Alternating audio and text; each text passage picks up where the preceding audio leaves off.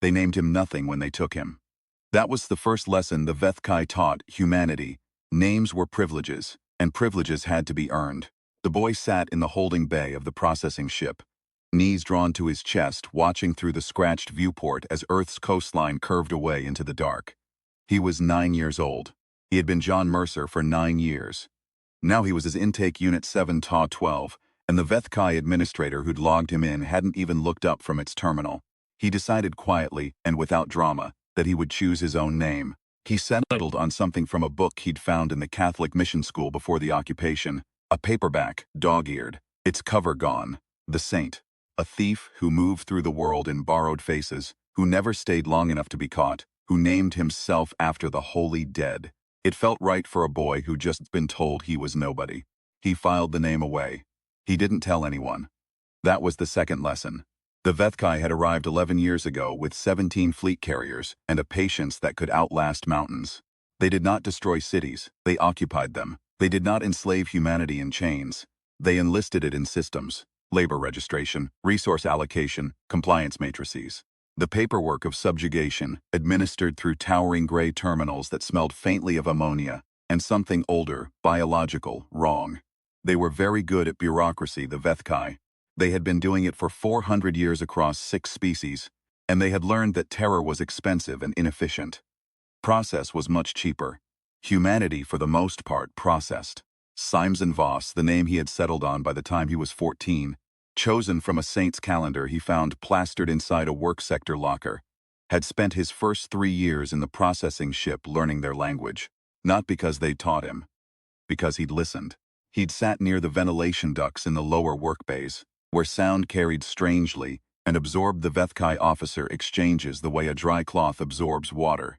Toneless, methodical, a language like shuffling cards, but learnable, definitely learnable. The Vethkai found humans linguistically inferior. They'd said so in 11 academic papers that Simon had accessed through a stolen administrator's terminal. Small larynxes, imprecise tonal range, grammatical structures too dependent on emotional implication, suboptimal. Their translators were set to handle basic command and response and nothing more, which meant that when Simon crouched in the ducts and listened to 2 senior overseers discuss the location of the ship's biometric key vault, they didn't lower their voices. He was 15 when he cracked the vault, 17 when he escaped the processing ship entirely, sliding off the docking collar at Ganymede Station in the uniform of a Vethkai sanitation subcontractor. A humanoid subspecies from somewhere in the outer Concordat, whose approximate dimensions matched his, and whose identification chips ran on a frequency he had learned to spoof with a modified signal emitter he'd built from 6 different pieces of salvaged equipment across 18 months. The Vethkai checkpoint officer scanned his wrist. The light went green. Simon walked through. He stood on the Ganymede concourse for the first time and breathed recycled air that didn't smell of ammonia. Then he went to work. For the next 8 years, Simon Voss became many people. He was a Concordat trade inspector in the nitrogen processing colonies on Europa. He was a Vethkai cultural liaison at the London administrative hub, which let him walk through the old city without a lab or collar, though seeing the collar marks on the necks of the people he passed made something in his chest go very quiet and very cold. He was a freight manifest auditor, a medical supply broker, a xenobiological sample courier.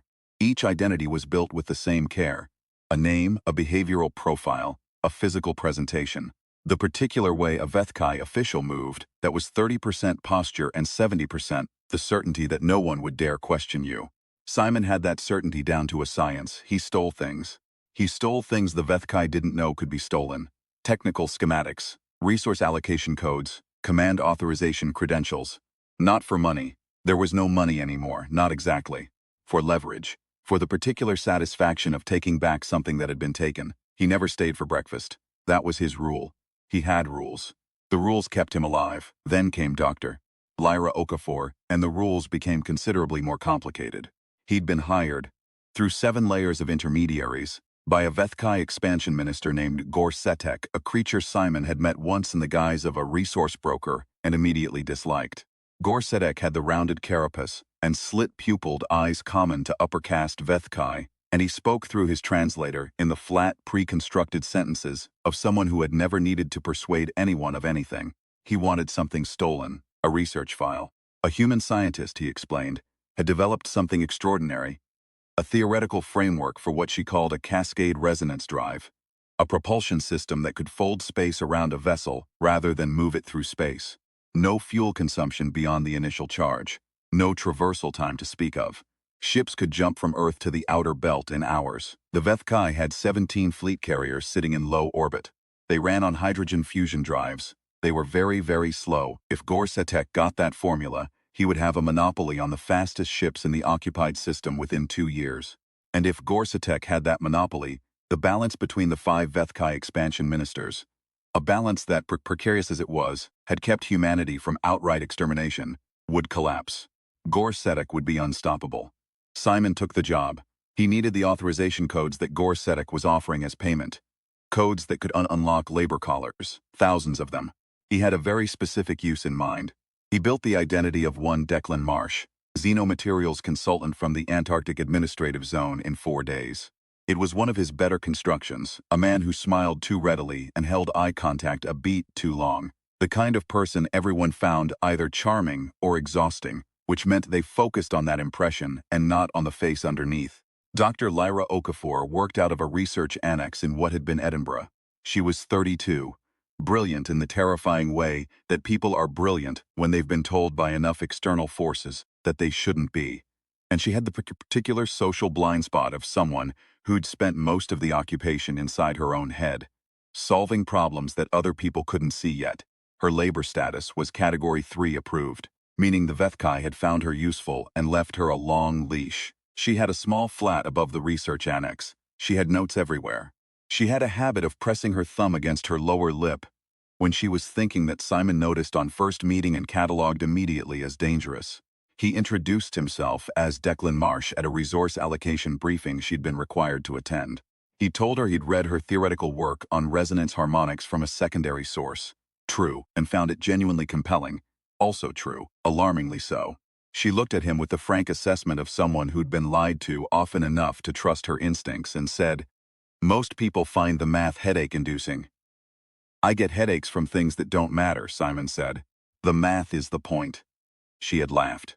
It was the kind of laugh that surprised her, brief and unguarded, and she immediately put her professional face back on. But something had shifted. He felt it shift, and told himself it was a professional development, a mark of entry, and that he felt satisfied only because the job was proceeding well. He was wrong on all counts but didn't know it yet. Over the following 10 days, Simon Marsh had dinner with Dr. Okafor 3 times, accessed her research annex twice under cover of a maintenance inspection, and copied the first half of her cascade resonance file onto a chip he wore behind his left ear.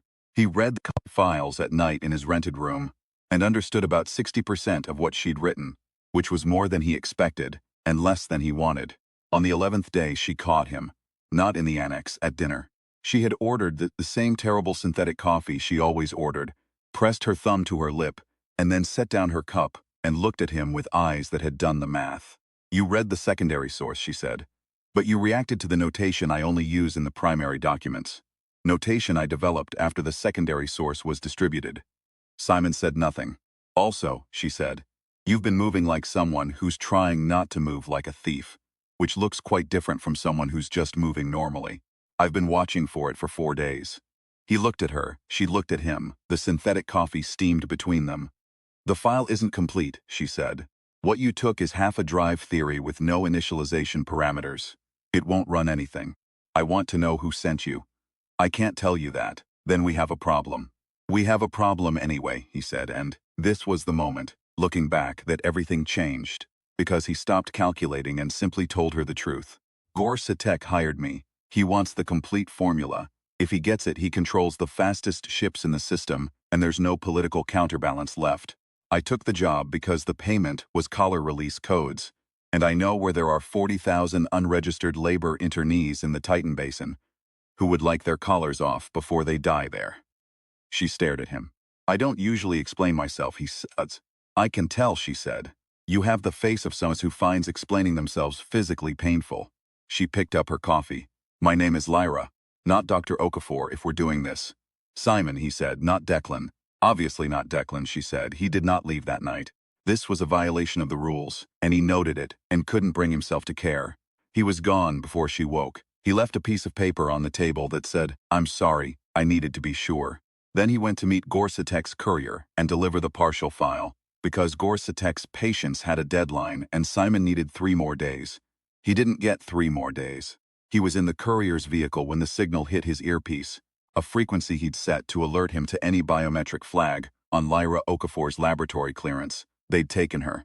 Gorsutek's people had been watching her the same way Simon had, and they'd seen him leave her flat at dawn, and they'd moved immediately on the assumption that she'd given him the complete file or told him where it was, which meant she was either a loose end or a resource to be squeezed.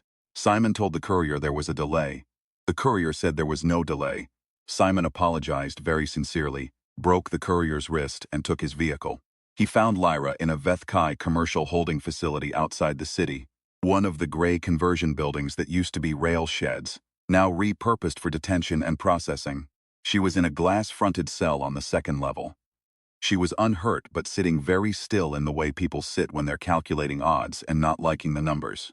Gorsutek's fixer, a Vethkai named Var Ilya, who had his father's ambitions and none of his father's patience, was standing outside the cell with a data reader, making the specific gesture that meant he was preparing to escalate the interrogation protocol.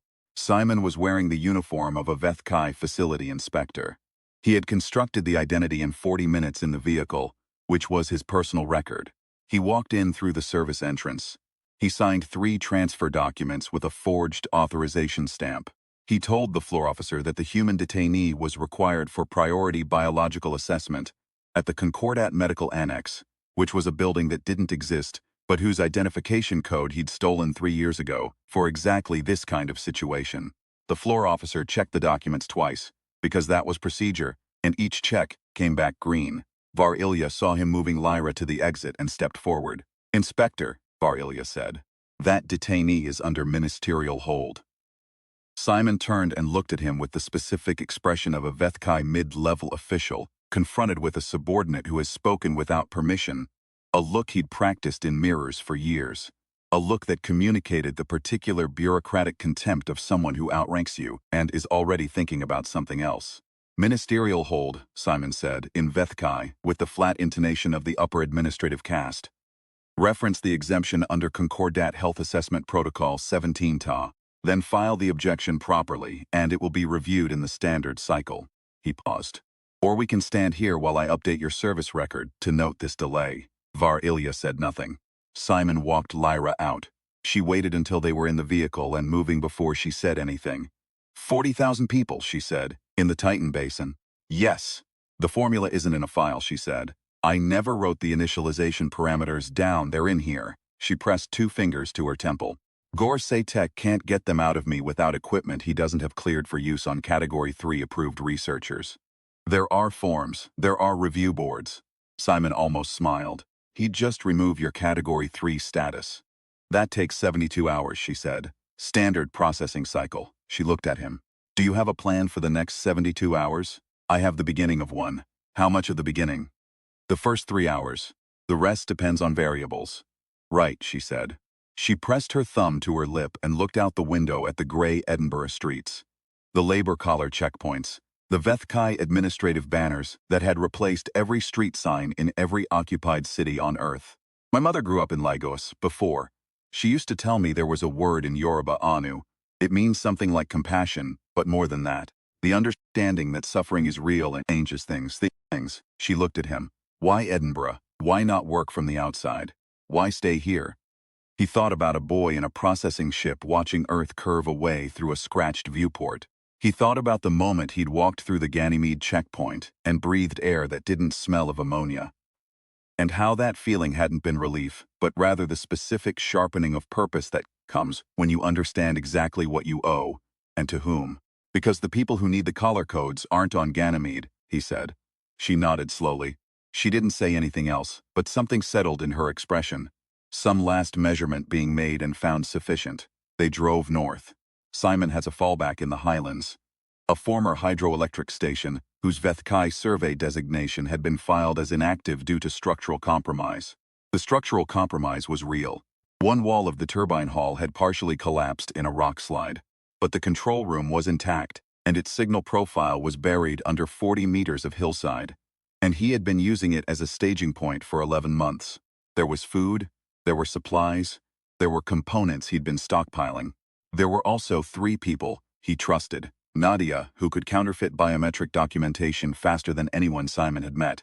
Old Franks, who'd been a software engineer before the occupation, and had spent the subsequent decade turning that expertise toward things the Vethkai would have found very disconcerting. And a young man who had named himself Rook, and whose specific skill set was best described as access. They arrived after midnight. Lyra looked at the 3 of them with her frank scientist's appraisal, and then said, without preamble, "I need a whiteboard." Franks, who hadn't spoken to anyone in approximately 6 days, immediately found her one. She started writing. Simon watched her work and understood 40% of what went up on the board, which was worse than before. But she moved like someone who was no longer calculating odds and had simply decided, and there was something in that he recognized completely. Gorsetek knows we're not in Edinburgh anymore, he said. He'll have surveillance assets sweeping north. How long? 6 hours to lose the pattern. 8 to be confident. Then I have 8 hours. She didn't look up from the board. And then I need to talk to you about the rest of the plan.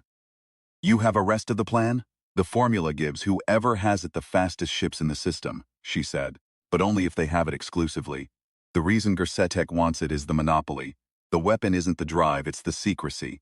Simon was quiet. What if it wasn't secret, she said. He looked at the board.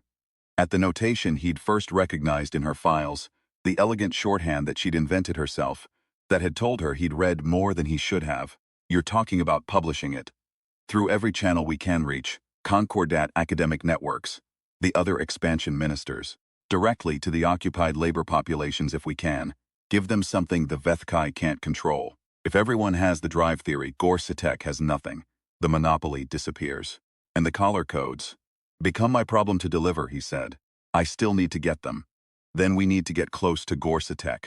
He thought about Var Ilya standing in the detention facility, angry and powerless, and about the particular way bureaucratic systems have of generating enemies for each other. Gorsetek's fixer hates him, he said slowly. Var Ilya thinks he's being underutilized. He's filed 3 internal transfer requests in the last cycle. I know because I pulled his service record when I was building the inspector identity. Lyra set down her marker. How would you know if someone filed an internal transfer request? I have access to the service record system. How? He considered this. Would you like the full explanation or the short version? Short version. I stole it. She looked at him for a moment. Then she picked up the marker again. Var Ilya, she said. You think he can be persuaded? I think he can be pointed, Simon said, which is different. He wants Gorsetek's position. If he believes Gorsetek is about to be exposed, that the collar code payment is evidence of a black market ministerial operation that will bring Concordat oversight down on the whole project, he might move preemptively, protect himself by cooperating, and if he doesn't, then we improvise. Nadia looked up from her workstation. I love when he says improvise, she said to Lyra. It always means the plan was never real. The plan is always real, Simon said. It just evolves. Like something trying to survive, Rook said from the corner, which was the most he'd said in 3 days. Simon allowed himself something that wasn't quite a smile. He'd learned the expression from a mirror, a man comfortable with the odds, because he'd already accepted every bad outcome, and found he was still willing to move forward. He'd been practicing it for 8 years. Looking at Lyra across the whiteboard, the cascade resonance equations filling the space behind her in handwriting that bent slightly left when she was tired, he thought that this particular version of the expression might not be entirely performed. He let Nadia and Rook sleep. He and Lyra worked through the rest of the night. At some point before dawn, she said without looking up, You were in a processing ship. For 3 years, how old? 9 when they took me, 12 when I left. You left. From a processing ship. It took time, he said, and some components I built over about 1.5 years. She was quiet for a moment. Then, Simon Templar, she said. That's what the saint used in the old books. Is that where you took it from? A damaged paperback, he said. In a mission school. I found it under a bench. A thief who named himself after saints. She finally looked up. It fits you. He gives the money away at the end, Simon said. She held his gaze. Does he? In some versions. The morning light came through the cracked concrete of the turbine hall, and they had most of a plan. And Simon noted for the second time in 36 hours that he was somewhere he hadn't intended to stay, and found he still couldn't bring himself to care. Gorsetek's primary facility was in the Vethkai administrative district of what had been Geneva, a converted bank building, whose vaults now housed ministerial data servers, and whose upper floors had been refitted in the rounded, humidity-controlled architecture the Vethkai preferred. Varilya operated from the third floor. Simon met him in a maintenance corridor wearing the uniform of a Concordat internal air investigator, a rank high enough to command attention and lateral enough that Gorsetek's personal staff couldn't directly override it without triggering a formal review. He had spent 6 hours after leaving the Highlands constructing the identity. Not Frank's this time, who was handling the broadcast infrastructure for Lyra's formula release, but Simon alone, in a rented room in Lyon with a small toolkit and the calm, concentrated focus that had been the one constant through every alias, every disguise, every borrowed face. He was good at this. He had been good at this since he was 15 years old, and there was no vanity in acknowledging it, just accuracy. Varilya was younger than he'd imagined from the service record. Vethkai sub-managerial class, rounded carapace not yet fully hardened, the amber eyes carrying the particular flat brightness of someone who'd been told they were more competent than their position reflected for long enough that they'd started to believe it as a grievance rather than a motivation. He looked at Simon's credentials with the scanning speeds of someone practiced at spotting weak documentation. The documents held. They always held. Simon had built them to hold. Gorsetek's Emma Russell operation, Simon said, using the official designation from the acquisition file he'd stolen from the courier. We have reason to believe the collar code payment arrangement has been flagged by Concordat Financial Oversight. If that review proceeds formally, everyone associated with the operation will be deposed. Varilya's eyes went very still. There is a procedural option, Simon continued. A preemptive cooperation filing, submitted before the formal flag converts to an active case. It establishes the cooperating party as a material witness rather than a subject. He paused. The window for that filing is narrow, and Gorsetek is obviously not eligible to file it himself. The silence in the maintenance corridor lasted approximately 4 seconds. Then Varilya said, "What do you need?" What Simon needed was 3 things. The location of Gorsetek's collar code repository, the access credential for the ministerial data server on the 4th floor, and approximately 40 minutes inside the facility without being flagged on the internal surveillance system. He had expected Varilya to provide only the first. Varilya, whose resentment had apparently been fermenting for quite some time, provided all 3 and offered a 4th. Gorsetek's personal schedule for the afternoon, which showed a 2-hour window during which the minister would be in a public consultation and his personal security detail would be with him. Simon thanked him with the flat professionalism of the Concordat investigator and noted, not for the first time, that bureaucratic systems were extraordinarily good at generating leverage against themselves. He spent the 40 minutes in the facility with the focused quietness of a man who has done things like this many times and has learned that the work itself, the physical fact of moving through a hostile space, using accumulated knowledge and accumulated skill to take something back from people who took things first, was not nothing. It was not heroism exactly. It was craft. It was the particular human talent of turning disadvantage into angle. He extracted the collar code authorization file from Gorsetek's server at 13 minutes. He was out of the building at 31. Lyra's broadcast went live at the same moment. The cascade resonance drive theory hit the Concordat academic network first, threaded through 17 separate academic distribution nodes that Franks had spent 30 hours carefully compromising. From there it propagated to the secondary networks, the labor sector information boards, the independent signal relays that had been quietly built and maintained in the gaps of the occupation infrastructure by people who had never given up the idea of owning something that the Vethkai couldn't log and categorize and file. Gorsetek was in his public consultation when his advisors began receiving alerts. Simon watched the building's reaction from 3 blocks away. The specific flurry of movement around the ministerial entrance, the security detail returning early, the communications blackout as Gorsetek's staff tried to contain the spread. They couldn't contain it. The formula was already in 40,000 places simultaneously, carried by a network built from human stubbornness and second-hand components across 11 years of occupation. Simon sent the collar code authorization file to 6 different relay points, each one managed by people he'd worked with or vouched for. The codes went out in under 2 hours. 40,000 collars in the Titan Basin began running unlock cycles. He stood on a lion street in the autumn light and felt the weight of something that had been resting on his chest. Since he was 9 years old, start, incrementally, to lift. His earpiece registered a signal. "Lyra, it's spreading," she said. There was something in her voice that was the scientific equivalent of joy. The contained, slightly stunned satisfaction of someone whose calculation has been verified by the universe. The Concordat Academic Board has formally logged it as pre-existing research. They can't unlog it without triggering a falsification review. Gorsutek can't claim it. And Gorsutek himself? Varilia filed the cooperation statement. The formal review of the collar code operation will proceed. Gorsutek's position is, she paused. I was going to say precarious. Destroyed, Simon said. Is the word? A pause. Then, where are you? Leon U. Edinburgh the lab. Another pause. The formula is mine, but I'm not keeping it. I want to go on record with that. I want the research attributed and then released to everyone. No patents, no ministerial licenses. Everyone. That's not how the Vethkai system works. I know, Shia said. But it's how I'm doing it. He thought about the paperback under the mission school bench. The saint who gave the money away. The saints who gave everything away, who were remembered precisely because they had chosen the harder arithmetic. I know someone at the Concordat Academic Board, he said. Former identity, still active clearance. I can file the attribution papers. How do you have a former identity still active? I maintain them carefully. Simon, Lyra, a longer pause. He could almost see her thumb to her lower lip running the numbers. Come back to Edinburgh, Shia said. The Vethkai did not leave, not that autumn, not for years after.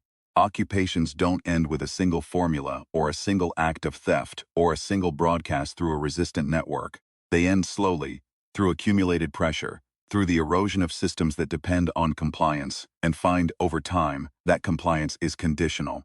The cascade resonance drive changed the strategic calculus. Not immediately, not visibly, but in the deep infrastructure of the Concordat, where the 5 expansion ministers could no longer assume that any one of them held a logistical absolute. But 40,000 collar locks opened in the Titan Basin over the following 48 hours. And in occupied cities across Earth, on the labor sector information boards and the independent signal relays, and the second-hand terminals in the gaps of the infrastructure, people read the cascade resonance equations and understood that a human had written them, had protected them, had given them away, and that the Vethkai had tried to take something they couldn't keep. Simon Voss returned to Edinburgh on a Tuesday morning, in his own face, wearing no alias for the first time in 8 years. It felt strange. It felt like standing in a room with no furniture, aware for the first time of how large the room was. He stood outside the research annex and looked up at the window and understood, with the clarity that comes after years of operating in disguise, that he was not sure who he was without the disguise, and that this was not a crisis but a beginning. He had $50 million in sequestered accounts across 11 jurisdictions. He had retired from thievery, though the paperwork involved in confirming this was more complex than he'd anticipated. He had a piece of paper that said, "I'm sorry, I needed to be sure." He had been carrying it since he left it, which was perhaps an answer of its own. Lyra opened the door before he knocked. "You moved like a thief coming up the walk," she said. "Old habit, it's a useful habit." She looked at him. Not Declan, not any of the others, just him. "You look different without the face. I look the same." "No," she said. "You look like someone who's decided." She stepped back to let him in. The lab was covered in papers, in notation that Bent left when she was tired, in the comfortable disorder of someone who thinks in all directions simultaneously. The whiteboard had new equations on it, the initialization parameters she'd kept only in her head, now written down for the first time. "The drive theory," he said. "Does it work?" "In simulation completely. In practice," she tilted her head, "we'd need a prototype." "I know where to get the components," he said. She laughed, that same brief, unguarded laugh, and it occurred to him that he had never in 8 years stayed for breakfast, and that rules, like identities, are built for survival and are not the same thing as a life. He stayed. The walls of the Vethkai facility 3 kilometers away hummed with the administrative processing of 1,000 small human lives. The amber lights of the occupation infrastructure blinked across Edinburgh's gray morning sky, and in a former research annex above a cracked pavement street, a man who had been nobody, and then many people was learning at last to be one person, stubborn, particular, unregistered in any system, answering to a name he had chosen himself. Outside, somewhere over the North Sea, a signal relay pinged an acknowledgement. 40,000 collar unlocks confirmed. Transit authorization codes active. 40,000 names restored to people who had been told they were intake numbers. Simon heard the ping in his earpiece and did not react, because there was nothing to react to except the plain fact of it. A fact he had been building toward since he was 9 years old in a processing ship, watching Earth curve away into the dark. He pressed his thumb to the relay confirmation and let the signal close. Then he made coffee, badly, because he had always made terrible coffee and had never had reason to improve, and brought it to Lyra, who was already at the whiteboard, and the day was beginning.